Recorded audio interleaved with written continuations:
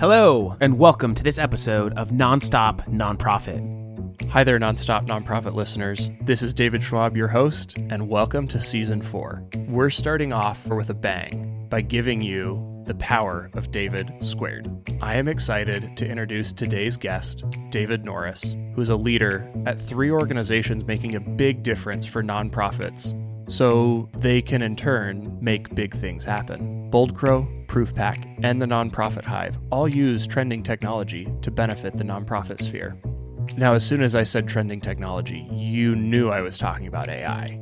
Well, you're right, because we can't talk about cutting-edge technology without it. But what's there to talk about that you haven't heard already? We all know there are AI tools for almost everything, if you know where to look and how to use them. And that's why I'm so excited to kick off the season with David, because he doesn't just skim across the surface of AI in the nonprofit sector like so often we get.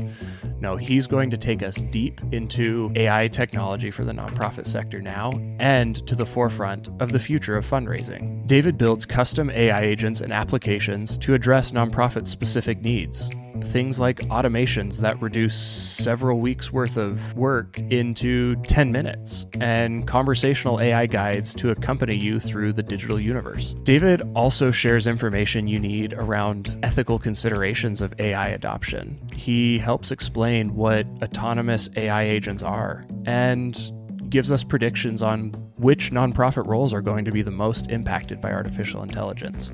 If you're at all interested in fundraising or nonprofit technology, or want to learn more about artificial intelligence in the nonprofit sphere, this episode is a must listen as we dive deep into the potential that AI will bring for all of us.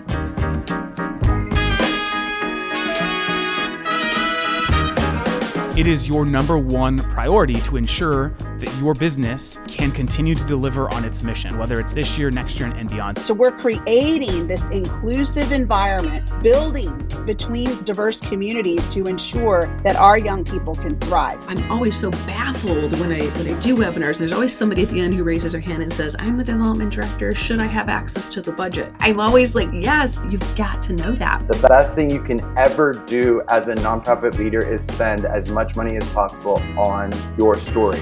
Then you're doing it wrong. Okay. That is unacceptable, and that is not the way to run a board. The best thing that we can do is just raise as much money as possible and then give it to the people around the world. If you're going to be sustainable, you have to have a multi-channel strategy to reach all of these different generations of donors however they want to be reached. One of the principal values that we carry as an organization is to lift grace over guilt. And we believe that grace is the greatest agent for change that anyone can ever experience. We all need each other in terms of other nonprofits working together to solve things. The more nonprofits can give their donor base that experience of the impact that's being made on the ground level, there's nothing else that you have to give someone.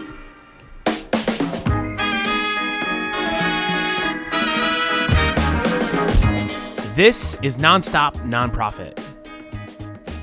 Hello, Nonstop Nonprofit listeners. This is your host, David Schwab, Head of Growth and Marketing here at Fundraise, and you are about to find out the impact of David squared, because we have my friend David Norris on with us today, and we're about to talk about all things AI, machine learning, and building momentum through technology. David, thanks for joining us today. Thanks for having me, David. Appreciate it. For those in our audience who don't know who David Norris is, David is, in my opinion, one of the foremost experts in artificial intelligence in the nonprofit sector right now. And I have been itching to have this conversation for a long time, because if you've followed anything I talk about or anything we're doing at Fundraise, you know we've heavily invested in artificial intelligence and building tools for the sector, mainly to catch the attention of people like David who are on the front end. So David, again, thanks for joining us today. Do you want to just give us an idea of your background, how you got to the nonprofit sector, how specifically you got into the niche of artificial intelligence in the nonprofit sector? So yeah, again, thanks for having me. I really appreciate it. This should be a good one. And you set quite the stage. I don't know about necessarily being the top dog, but I definitely know that there's a lot of smart minds and a lot of smart minds at Fundraise too. But how I got started in this was in 2017, I believe it was. I created an artificial intelligence chatbot, and it was trained on Reddit data and using TensorFlow and it was rather atrocious in terms of how it was responding. And I mean, it was as you would expect a Reddit conversation to go, but we had trained it on some subreddits that had to do with digital marketing and development and machine learning and things of that nature. So a little bit more user friendly, I suppose, but still not great. It was nowhere near the parameters that these large language models have today. How I got started with nonprofits, we'll say it was a winding path. We had some nonprofit clients at my agency that I had started in 2015, but we weren't exclusively working with nonprofits.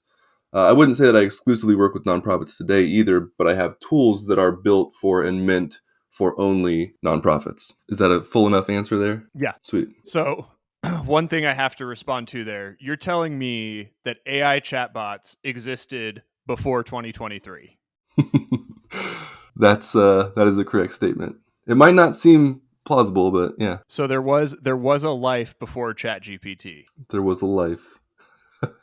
Well, there'd be, in my opinion, there's no better person to have on and have this conversation with, seeing how you probably have more experience, not just using, but building AI and chat-based tools to talk trends. People pay so much attention to trends, and there are so many articles and so many resources. It's hard to cull through, but with your perspective, I want to dig into some of the trends of artificial intelligence and specifically AI in the nonprofit sector. But first, what is it about applying AI to the nonprofit sector that piqued your interest? A few different things. And I think realizing that there's an ethical use here, there's an opportunity for automation. We all are familiar with things like the overhead myth and the fact that donor dollars are somehow expected to all make their way to the cause itself. And, not saying that that's a good reality. I'm saying that is unfortunately one reality that is in effect right now. But I do believe that this trend, if you will, maybe not even a trend, this practical use of AI is opportunity for nonprofits to rethink how they're operationally operating. Digitally speaking, there's a tremendous opportunity here. And just in terms of automation, taking out the menial tasks that are, taking up space, but have to be done. And, these digital operations can be handled by AI agents. You had mentioned trends as well. The conversational interface is a trend. It's been somewhat of a trend, but even before things like ChatGPT, right? Like there were virtual assistants that you could build. It was really cumbersome to build them prior to access to these large language models like we have today. And by cumbersome, I mean, you were building them with if this, then that type of statements, right?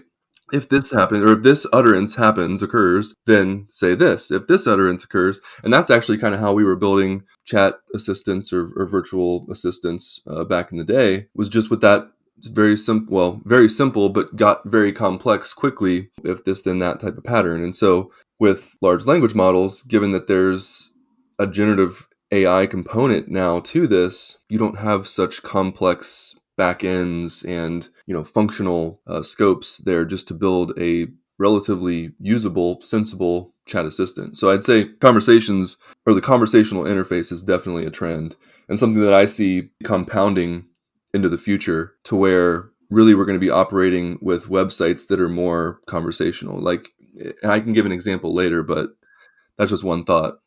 Yeah, it's interesting. I've actually been hearing a lot of thought leaders in the AI space talking about this conversational carry through that follows you as you travel online between sites and apps and tools. It's like a conversational AI guide through the digital universe. I think that's very interesting. I haven't cracked how that applies to the nonprofit sphere yet. I promise I'll tell everyone once I do. But it is an interesting trend to be paying attention to. On top of trends, we've already mentioned a few different types of tools. There seems to be a new AI tool every day, right? There's someone's building something to do the next best thing. Sometimes it's hard just to get an idea of where to start. So if our listeners are sitting here going I don't know what a large language model is or conversational interface or any of that, what would be a good place? What are some tools on the market today just to get started using AI and machine learning, and maybe flip to the other end of the spectrum, what are some of the more robust or advanced tools that people could, go and look to level up what they're doing? Yeah, that's a good one. And this comes down to somewhat personal preference and somewhat use case. But I would say for most people, you can start with ChatGPT. Give it some instructions if you want. Go in there. Do not put any personally identifying information about yourself or others. I mean, you can about yourself, I suppose, if you're willing, but definitely don't, take like a database scrape and put it in there and then have it do something with it. I mean, without obfuscating that data beforehand. But so ChatGPT is one that I would say is a good starting point. It is generative AI at the core. It is what sparked many of the ideas. And I think you're aware, like beginning of 2023 was what started this onslaught of generative AI applications. And moving on from ChatGPT, let's say, maybe getting a little bit more niche, but going into platforms like Fundraise, like Appeal AI, using those generative services to craft, emails, email appeals, things of that nature, crafting content, using it to generate content, realizing that depending on the application, there's likely a draft stage before a final, let's publish this type of stage, production ready content. And moving from that, I would say, if you're looking to have something built, like one of the things that we do is we build custom AI applications that interface with large language models that we host on our app engine and, serve those for our clients. And that's, I think, really the most niche that you can get to where your content is now being placed into either fine-tuning data or training data. And there's things like vector databases and LLMs that get access through that. Now, by the way, LLM is large language model, and vector database is essentially a way to store data that is accessible by what are called embeddings. And embeddings are essentially vectorized content.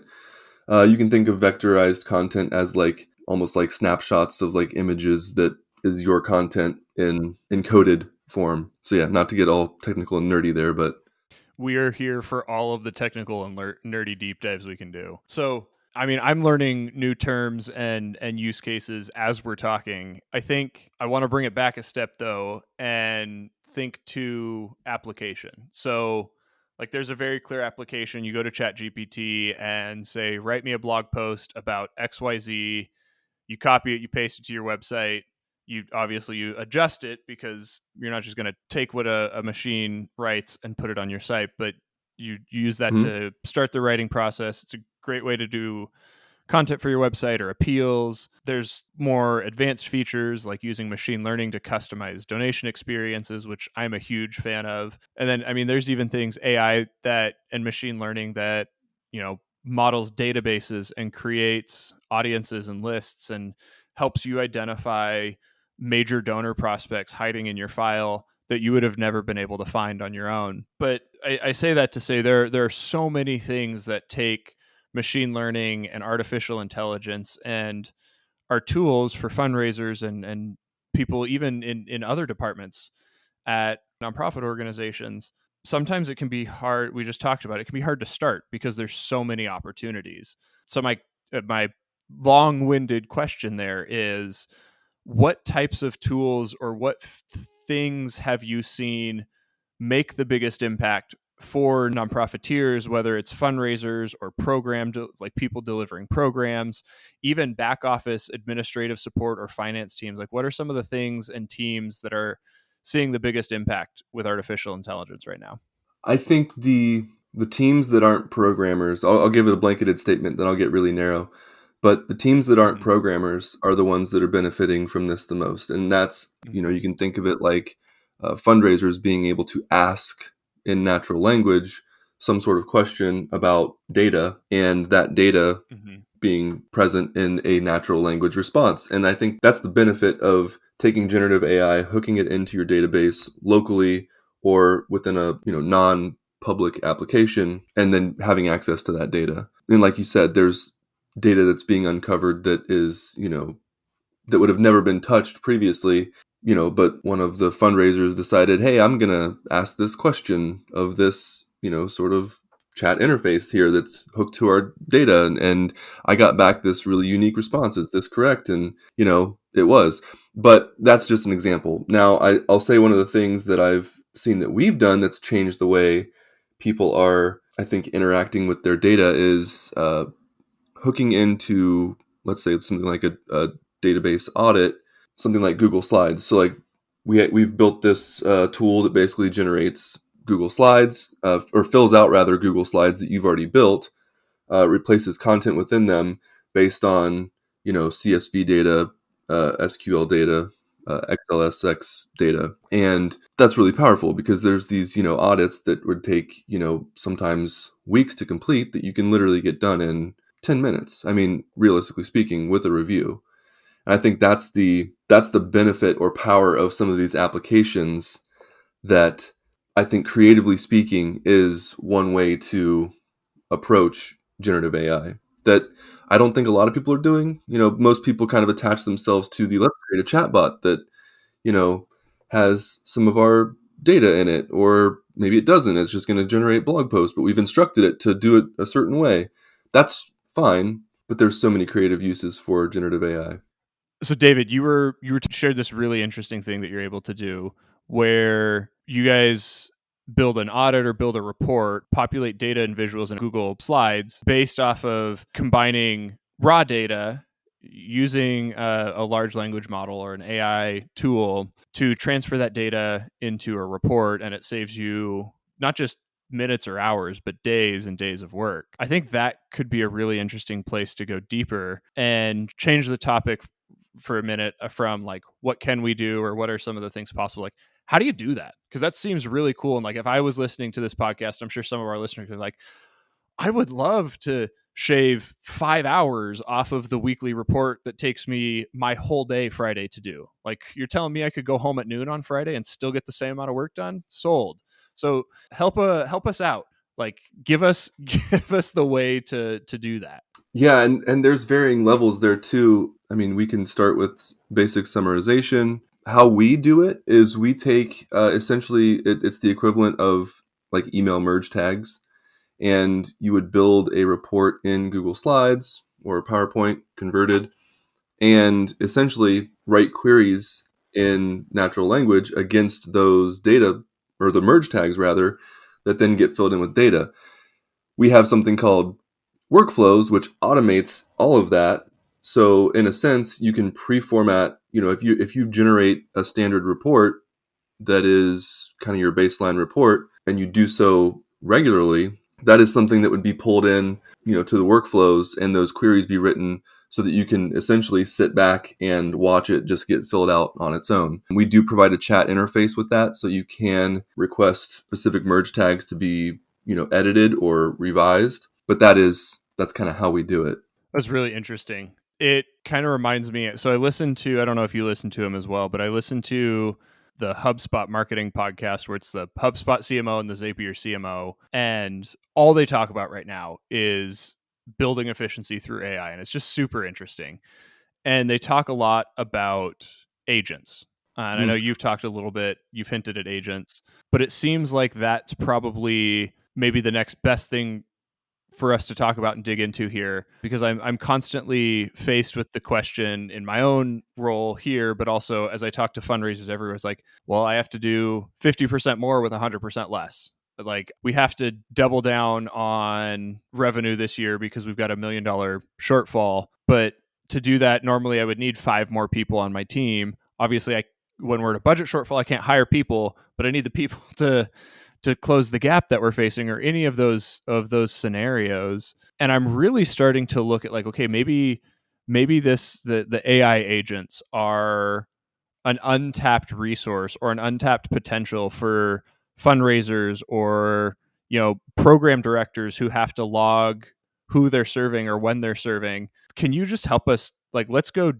deep in this AI agent land. Help us understand first what it is, like how you build them, and some use cases for those. Yeah, so early on, in 2023, there were these, GitHub repos that were popping up with autonomous agents, and it was really attractive. I personally really liked the idea. People were like, "Oh, this is AGI," which is artificial general intelligence, which is the ultimate, level, if you will. And it's really not. I think we're still dealing with a lot of narrow intelligence here, so to speak. But these sort of frameworks and repos started popping up in things like, Baby AGI, AutoGPT. LangChain is one that is more of a framework for building AI agents. And we actually started with LangChain and then kind of diverted into our own proprietary workflow and automation system. But an AI agent is essentially something that an entity or an application, if you will, that works autonomously, that completes tasks or, objectives that it is given. And it does so by thinking through how or what or when it needs to do these things. So it can be relatively loose or it can be relatively rigid. With our system, we've made it a little bit easier to become rigid in that, okay, do stage 1, then do stage 2, then do stage 3. There are some frameworks that allow the agent to more autonomously think through these sort of thought processes. But without getting into the nitty-gritty there, in short, an AI agent is capable of doing really complex tasks, multiple tasks, using multiple tools. And by tools, I mean the agent will, for instance, open the web browser, scrape the web page. The agent will visit a URL in Google or search Google for something, and then return those results. It can complete functions. It can execute zaps. It can do many different things. And that's I think, the beauty of an agent is the way that we've kind of addressed it with clients is it's one step above a chatbot. It's more automation than it is conversation, although there can still be a conversational interface with this agent. Let me put it that way. That's super interesting, David. Understanding the ways agents work and how they work together and how you can build progressive functionality and automation without the necessity of human interaction. It's cool, but it's also a bit concerning because it makes me go like, okay, who's building the agent that's coming for my job? And so I'm going to ask you this next question is how long until, we AI ourselves out of a job? That's a good question. Optimistically, I think it will be a while. And I say that because if we are truly doing this to better our relationship, or for instance, we're doing these automations and workflows and handling these operations so that we can spend more time being human, spending time building relationships, things of that nature. I look at this as an augmentation. And certainly right now, the way that we are building applications is, and similar to what Fundraise is doing with Appeal AI, it's draft mode, right? We essentially, we have this one relatively complex automation that we essentially have a staging area that before the final result is an email that goes out. Before that goes out, it has to be reviewed by a human. So rather than that person having to do all this stuff up front, they can now just review and either approve or deny. And those have functions behind them. But when approved, for instance, the email gets sent. That is an example of a supporting tool. It's an augmentation, something that is not taking over their job, but rather making it a heck of a lot easier. And I think that's what we're going to see first. Well, now that we've gotten you all excited about AI, I want to pause for a minute and introduce another trending topic in the nonprofit sphere. Asset-based giving is largely an untapped tool in the fundraiser's toolbox. And until recently, it was a lever most organizations couldn't afford to pull. But as technology increases, the ability to give donors a chance to give out of their wealth to the cause that they already care so deeply about is making it as easy for a donor to give an asset-based gift as a credit card gift. Take a quick listen to Steve Latham, founder and CEO of Donate Stock, one of our partners here at Fundraise, as he explains the value of asset-based giving, how it's easier than ever to allow donors to give out of their wealth rather than their wallets, and how technology is enabling more organizations like yours to give more opportunities for donors to lean in to the causes they care so deeply about.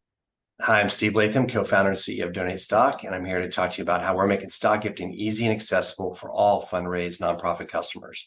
For decades, stock gifting has been a 1% solution. The wealthiest households giving stock to the largest nonprofits and educational institutions and foundations. It was historically very difficult for small nonprofits to participate in stock gifting, and it's always been a very difficult, tedious process for donors to execute stock gifts. Today's a very different story, as we've made it easy and accessible for all donors and all nonprofits. So first of all, why stock? First of all, it's the most tax-advantaged way for donors to give. When they donate stock instead of cash, they actually can avoid the capital gains tax they would have otherwise incurred if they'd sold it, and they can pass that on to you. So the nonprofits get larger pre-tax stock gifts. It's also the most widely held financial asset, and where most households have their assets concentrated. So their wealth is in their investment account. It's in their stocks, mutual funds, ETFs. It's not in their checking account. It's not in their credit cards. So this represents a massive untapped source of funding that now is actually quite accessible for all nonprofits. And like I said, we've made it really easy for Fundraise customers now to activate stock gifting inside Fundraise and make it easy for your donors to make tax-advantaged stock gifts. Some of the issues that historically made stock gifting hard were for donors, a lack of awareness, and just a very painstaking manual process to execute stock gifts. That was my experience 15 years ago when I tried to make a stock gift. It was such a painful experience that I never did it again. And it was really that inspiration in 2020 that led us to realize that there was a big opportunity to help nonprofits by unlocking stock gift, by making it easy for the donors as well as the nonprofits. It's also been challenging for nonprofits, even those that can get a brokerage account, which is meaning the larger ones. They really struggle with processing stock gifts. One, it's a lot of work. It's a very manual intensive process. Multiple people have to touch every stock gift. Number two, there's no information about the donor. That's one of the biggest challenges. Even though the donor filled out paperwork to send their stock to that brokerage account on behalf of the nonprofit, their information doesn't travel with the stock. So nonprofits start receiving stock gifts in a brokerage account. They don't know who it came from. The donors assume they know because they fill out some paperwork. And so you have a big problem that the donors are not getting acknowledged because the nonprofits don't know they gave them stock.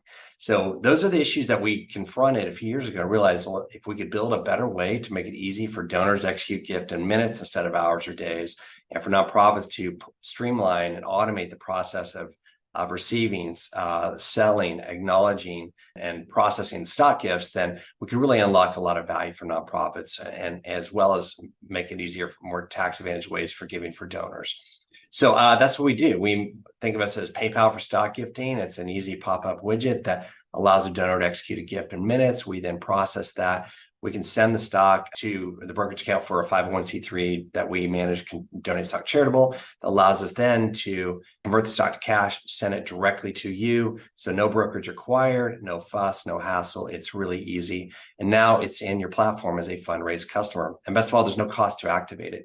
You literally can activate it in your giving form in minutes, and then we can start processing these gifts for you. We also arm you with the content to go educate your donors, your board, your communities, the assets through email, web content, a button for your site, for your ways to give page, as well as social posts and other collateral and campaigns that we can arm you with to go out and educate your donors. So we can help make donors aware that stock gifting is easy, allow you to harvest a large portion of your donors' investment accounts where their wealth is concentrated, and unlock a whole new source of funding for nonprofits. So it's really easy. Again, you can activate it inside Fundraise. You can come to donatestock.com to learn more. And we look forward to helping you buck the trend and make the most of this Q4 giving season.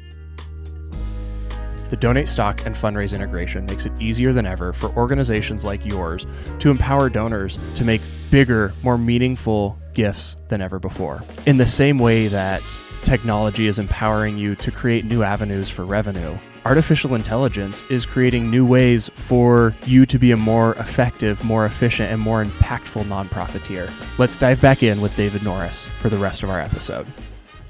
So, in your opinion, what kind of roles or job functions are going to feel the most impact? And if you ask anyone on my team, I'm a ruthlessly optimistic person. So I'm going to frame it as an optimistic way, because I think it's a good thing. What roles, what job functions within a nonprofit organization, or any role, any function, are going to see the most dramatic change as artificial intelligence agents and things like that are adopted and get broader adoption?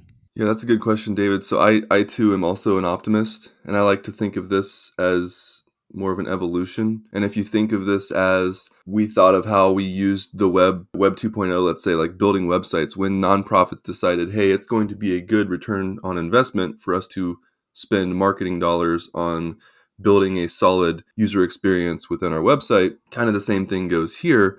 Now, this does traverse into internal operations as well. And so I would say like roles that are most affected, or I believe will be most affected, is almost every role if we're doing this correctly, from a creative standpoint, from a marketing standpoint, from a development standpoint, from a fundraising standpoint, from a leadership standpoint. Everybody has to evolve. And so I usually equate this to the utilization of something like ChatGPT. That is an individual that is using that application. So that application is an interface to a large language model. As an individual, I'm using it to do certain things. Now, when it comes to like data security, like we're not tossing our donors' data into ChatGPT, for instance. Please don't do that. But that's an individual's use. And I hope it wasn't too broad to say that everyone within an organization is going to be impacted by this, but I really believe that, because when you adopt AI outside of something like ChatGPT, when you have these micro applications or operations, or rather automations built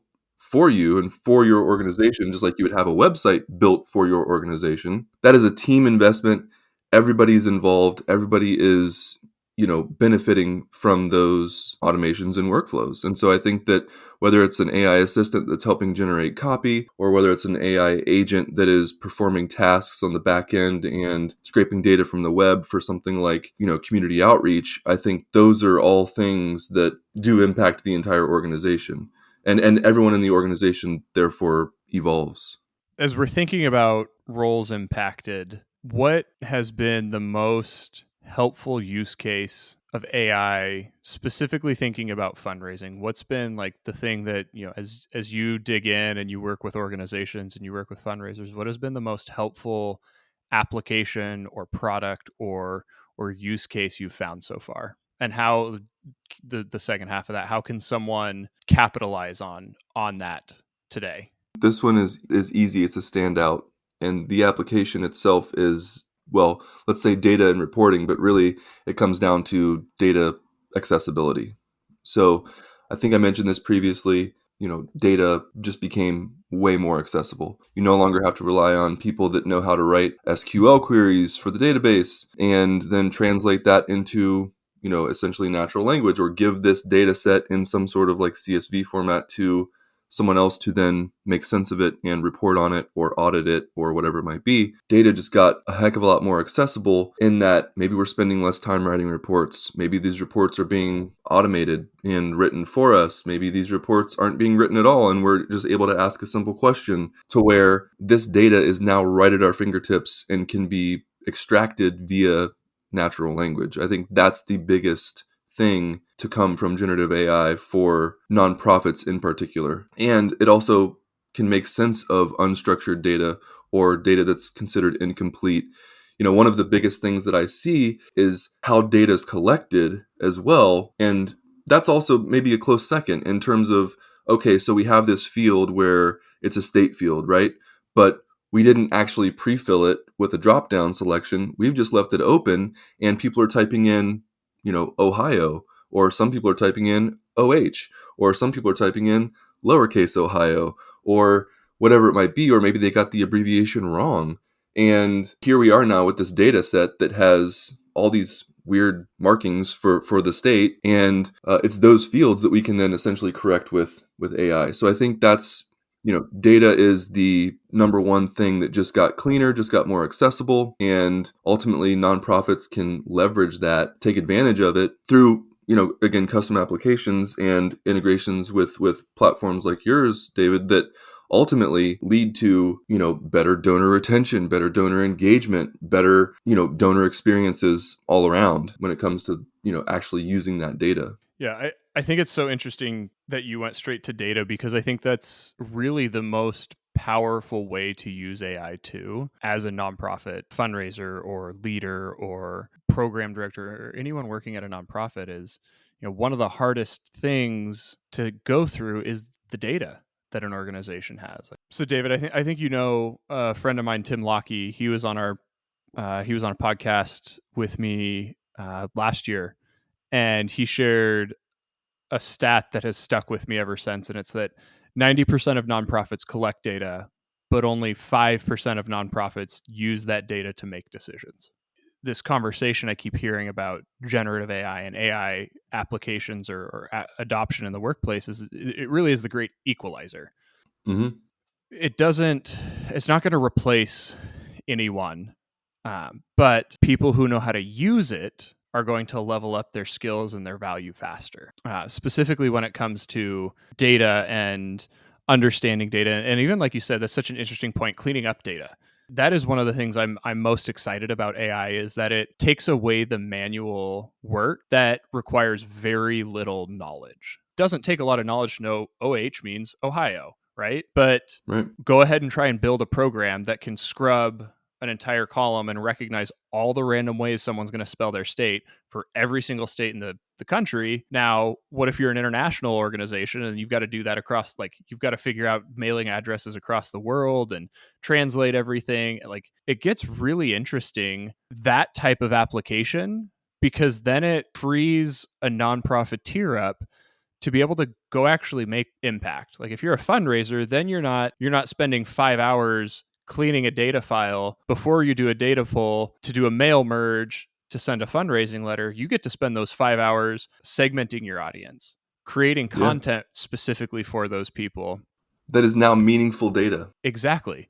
Exactly. The other thing I'm really, really excited about, and it's been a trend, it's been around for a while, but it's the using machine learning and artificial intelligence to model files. So it's like you clean up your data, then now you've got that clean data, now you can model it. And there's this really cool company that I've followed for a while called Boodle AI. I don't know if you're familiar with them at all. Yeah. But they've got a system where you can ingest your file and it will help you do things you can only dream of, right? It'll say, oh, by the way, these 10 people on your file that you've never talked to because they give you $10 once a year are giving 7-figure gifts to these other organizations that look just like you because you didn't know to ask yet. So why don't you go ask them for a substantial gift, right? Or here's a list of best prospects to convert from one-time givers to sustainers, or here's the list of people most likely to reactivate on your inactive list. Like, it gives you intelligence about your segments that would have taken a small army of people to go through and decipher, if at all, because that's really the dream of machine learning applied here. Is it takes an aggregate of knowledge that is more than any one person could know and applies it in real time to give you that value of one-to-one information. Mm-hmm. That's one trend that I'm really excited and I can't wait to see adopt further. There's a lot of tools and platforms and companies now doing that type of audience modeling and using broad data sets and combined with machine learning to find trends and build audiences and build segments. And I think that's going to be a great win for the sector, because you're just making your fundraising dollar that much more efficient. So it comes down to efficiency then too, is like, how can I make my fundraising dollar most efficient and how can I make my man hours most efficient? Because if there's two things we're lacking in the sector, it's bandwidth and budget. So if we can make those more efficient, I think we're going to see a really, really cool formula for success. Yeah. And, as you mentioned, it doesn't take this expert level data scientist to then, know how to model this data or know how to, find key points within the data set, or, write, again, like these complex SQL queries that extract the data that you need to only be further fine-tuned. And I think that that's the benefit of this. I mean, from a bandwidth standpoint, yes, but also from the standpoint that, it won't take a small army. It can take, an intermediate or even sometimes beginner level, data scientists, if that's what you want to call it, to manage this data now. And I think that's the benefit, because those types of people, sometimes have really creative outlooks and spins on how they might want to leverage the data, but if they don't know how to actually interact with it, now you can. I think that's the beauty of all of this. Again, I use the phrase data accessibility, makes it a heck of a lot more accessible to everyone. Mm-hmm. I think this is there's a lot we could unpack and continue to talk about here, but I think this is a good point for something else I want to bring into the conversation, because I know you have a really strong opinion and good perspective here. And it's a conversation that I think it's a good conversation. It's the right conversation, and it's really catching traction in our sector. And that's ethical application of artificial intelligence and machine learning. And I mean, you've hinted at it, like, hey, don't put personally identifiable data into ChatGPT, right? Don't put your donor's name, use their donor record ID, right? I want to dig into like ethical AI and, very simply first, like, what is ethical AI? Where are we at with that?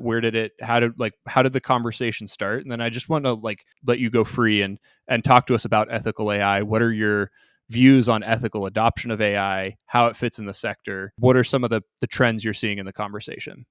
Yeah, this is a good one, and it's a great topic, and I think it's also a foundational topic as you start to explore, artificial intelligence or generative AI or certain applications, assistants or agents for your organization. And ethical use, I think, comes down to also a phrase I like to use is responsible use, so responsible AI. And, for instance, we can start with ChatGPT, not placing sensitive data into the text area and then submitting it. But also, I would just, take one step back and just say, why are we copy pasting data anyways? That's kind of a recipe for disaster in and of itself.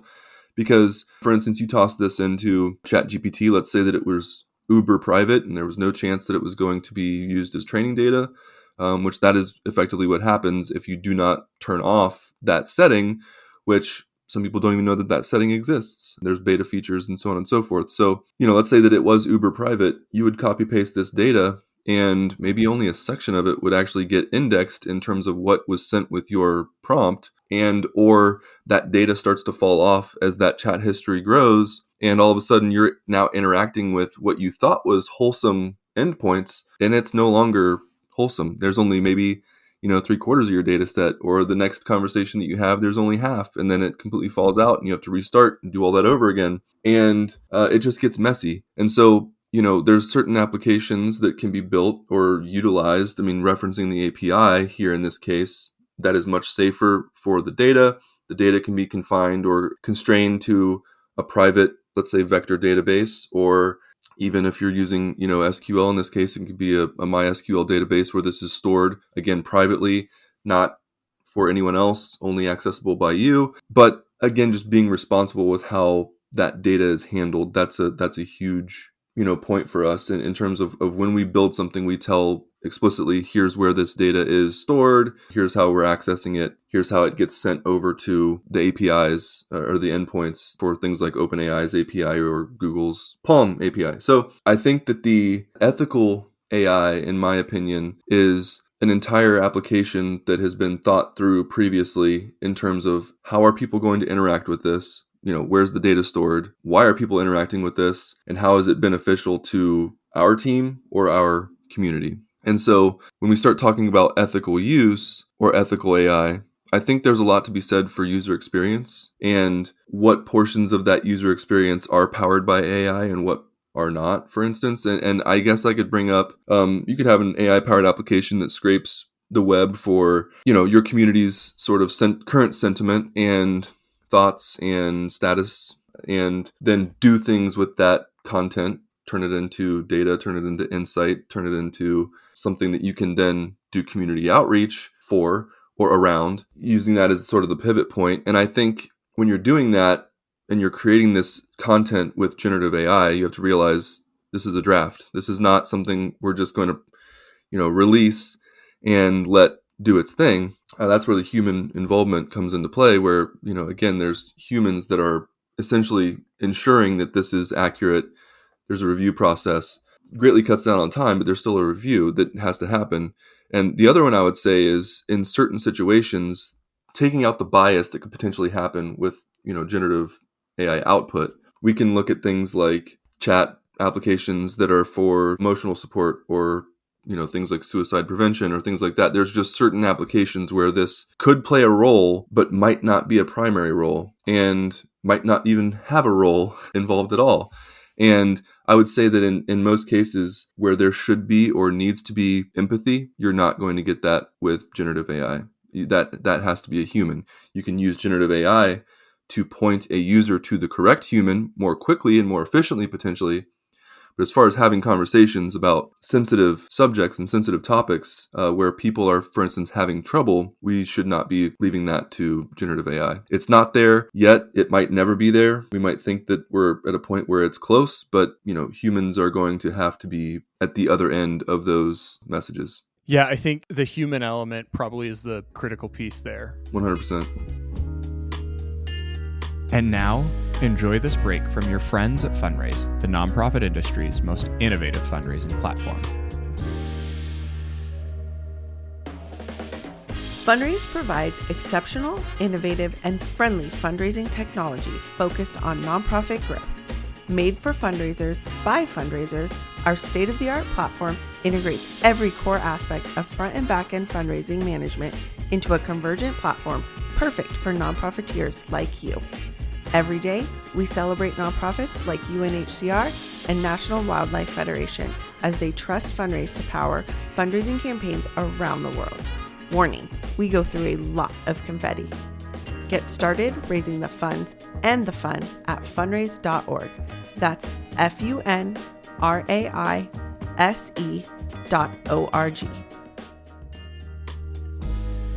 Now that you've heard how Fundraise can level up your fundraising game, let's get back to the conversation. A lot of what I hear about AI models and self, like as AI teaches itself and machine learning learns from itself to create the algorithm in the back end and learn and adapt and adopt, it still requires human interaction to keep it pointed in an ethical direction and apply that almost emotion to the logic that comes from AI. Is really interesting as we think about ethical AI and specifically the human element. I want to talk a little bit more here about humanizing AI and get your thoughts on what that looks like. But I think that one of the biggest things that anyone can do is just disclose in a case where AI is being used. I'm not talking about like watermarking every single image or things like this, but disclosing that AI was used to generate some sort of response in the instances where if it's like an email that's being sent, if that's an automated email, let them know that AI, was responsible for sending this. And this is a two-parter. It lets them know that if there is a lack of empathy or lack of personalization or some sort of error, that, hey, okay, this wasn't the organization, some human sitting behind a desk just not caring. This was, AI generated, and it's plausible that they're going to accept that more easily than if they thought that it might have been a human that just didn't care. And then the other one is just building trust, transparency, and again, being honest with how you are using AI. Your community will appreciate that. They'll appreciate knowing. David, as we get ready to wrap up, I think the final really important topic we need to cover here is adoption of AI in the nonprofit sector. Like we've talked about ethical AI, humanizing AI, how to get started, how to go deep, AI agents. All of these are really awesome things that can be used and should be used. But I think we also need to pay attention to the fact that there's a lot of fear about AI and unknown things. And when we face fear and the unknown, specifically in our sector, there are a lot of walls put up. So how can someone who wants to be an AI adopter and start to facilitate that change and that adoption internally, what is a good place to start? I think, yeah, and mix in there, the idea of, exploration and implementation and, because right now we're looking at a landscape, I like to call it the future frontier, like we're literally living it. I just did an article on this today, actually, where it's basically pointing at the fact that we're living the future frontier. There's still a lot of unknowns. There's so many people out there who consider themselves knowledge experts that still say things like ChatGPT is an LLM, which it is not. It's an application that interfaces with an LLM. And so I think a lot of this comes down to knowledge being transferred, and just the unknown is what is scary. It's not that AI is going to take over the world or, do these horrendous things. It's that there's a lot of unknown out there. And even people that are well-renowned or knowledge experts or whatever you might want to call them, thought leaders on, platforms like LinkedIn aren't necessarily helping the situation by saying things like powered by ChatGPT or ChatGPT is one of the best large language models. And it's, these are all things that are close to being true, I suppose, but they're just not factual. It's not true. I love that idea of the future frontier, because, we had the Wild Wild West was the great frontier, then space was the final frontier, and now this really does feel like the future frontier, where there's just so much possibility. It can be a little daunting to start when it almost like, I hate to use the term blue ocean, but I'm going to because it's the right thing here. Like there's just so much. Where could be a good entry point for someone to bring AI in for the first time to their organization? Like we've talked about content and we've talked about data modeling and we've given a lot of ideas and like agents and all of these things. But like, let's say step one, day one, what would be like, hey, here's your first application, here's your first tool, low barrier to entry, low risk, something easy to convince everyone like, hey, this is a win. Mm-hmm. If I had to answer that with a specific application or a specific tool, I would say use a known service or a platform that you currently have that is offering some sort of generative AI service application. Leverage that, get to know it, get to know how it works. Start there. That's a small step. If, for instance, you're already using this application as a whole, maybe it's a CRM, maybe it's a donor management system, maybe it's a fundraising platform, whatever it might be. Leverage tools within as a starter. I would also say that's my answer to if I had to answer with a specific tool. I would say taking one step back though, this does come down to like foundational knowledge. Now that foundational knowledge should be of things like, what is the large language model? What is ChatGPT? How does ChatGPT work? What is a GPT? What is a generative pre-trained transformer, right? What are these things? What do these things mean? And I'm not necessarily suggesting that everybody should learn to code or everybody should learn to, put these things together or should learn machine learning or know how neural networks work. But what I am suggesting is, just like with websites, we all know like websites should have certain types of copy within them, telling a story, we're presenting calls to action. These are all the well-known parts of how websites are put together. And we know that there's content management systems like WordPress and Joomla, etc., that operate behind the scenes. Now, we don't know exactly all the functions within, but we know the general makeup or architecture of what is being put together here. Now, getting back to the future frontier, we're still putting these things together. There's still frameworks and foundational models and large language models that are being built. And there's even architecture frameworks that are being built for models that are said to surpass the GPT models, which the GPT models were created by OpenAI, and that's their technology. Now there's, other types of networks out there that are being leveraged by large language models that are said to be even better. So, we're moving fast, I get it, but that foundational knowledge, I think, is going to help you. If you can only learn a little, that's going to be better than learning nothing and, remaining scared or remaining fearful of the idea, I suppose, not scared, but apprehensive of the fact that AI is dangerous and autonomously going off the rails or something. That's not the case. That's not where we are currently. There's some awesome automations that can happen, but we're nowhere near, AI sort of taking over, right? No, maybe if we're not careful, but that's not, this discussion, I suppose. Yeah, we don't yet have to submit to the AI overlords, but maybe next week we will be. Did you say next week? Yeah. All right, David. This was a meaty conversation. I really enjoyed it. I learned things. I won't publicly admit the fact that I just learned what GPT was an acronym and not just a name that someone picked out. So I'm not saying I didn't know that before, but just in case anyone else is with me, like, I got you. I see you. This was great. I thank you for your time. Before we wrap, if our listeners want to engage with you further or want to learn more, can you give us some ideas of where they can connect with you? Yeah, connect on LinkedIn. I do a weekly newsletter called Future Frontier, and this week's just happened to be explicitly for nonprofits.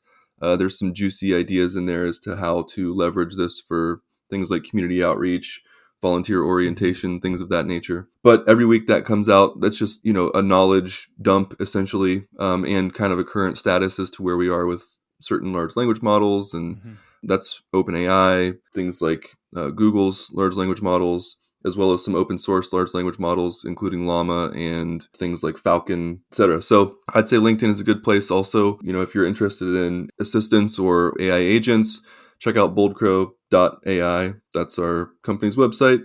Just a little bit of knowledge there, but more so hopefully creatively get you thinking about how to leverage, agents within your organization.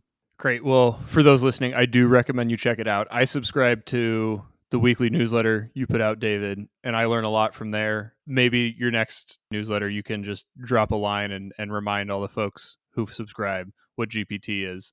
So you can do folks like me a favor. But this was great. Thank you so much for your time. I learned a lot as we were talking, and I'm really excited. I mean, if anything I take away, I'm excited for the future of fundraising and the future of nonprofiteering in the future front. I'm going to use your words, the future frontier that is nonprofits powered by AI or AI fueling the nonprofit mission. So thank you for your time today. Thanks for having me, David. Appreciate it. Thanks for listening to this episode of Nonstop Nonprofit. This podcast is brought to you by your friends at Fundraise, nonprofit fundraising software built for nonprofit people by nonprofit people. If you'd like to continue the conversation, you can find me on LinkedIn or text me at 714-717-2474. And don't forget to get your next episode the second it hits the internets. Find us on your favorite podcast streaming service, hit that follow button, and leave us a review to help us reach more nonprofit people like you. See you next time.